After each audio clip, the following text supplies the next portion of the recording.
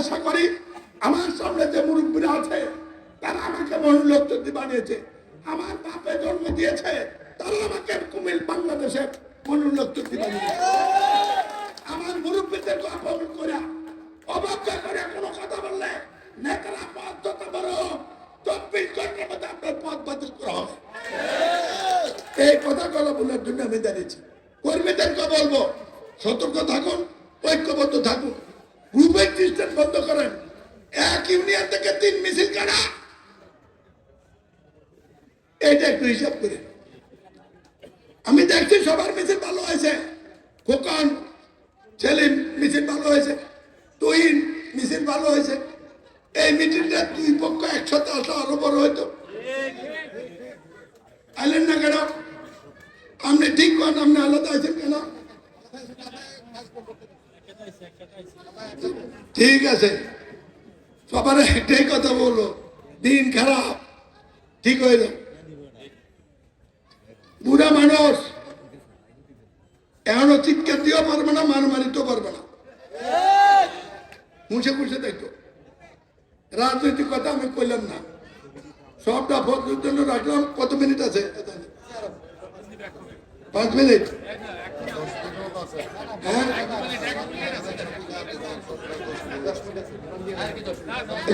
এত কথা বলার দরকার নাই, আমি কথা বেশি করবো।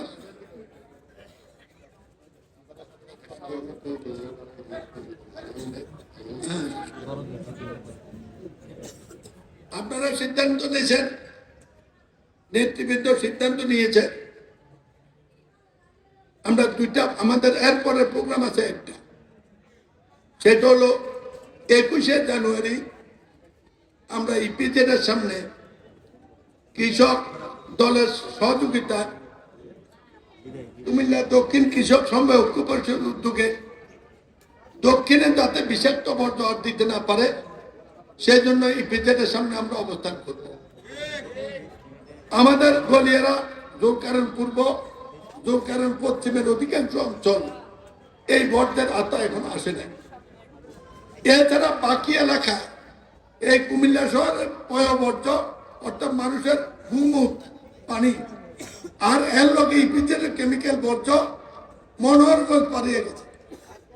সেই এলাকায় নদীতে সাপ নাই, কুচ্চা নাই, ব্যাং নাই, মাছ নাই, পানিতে নামলে পা পচে যায়,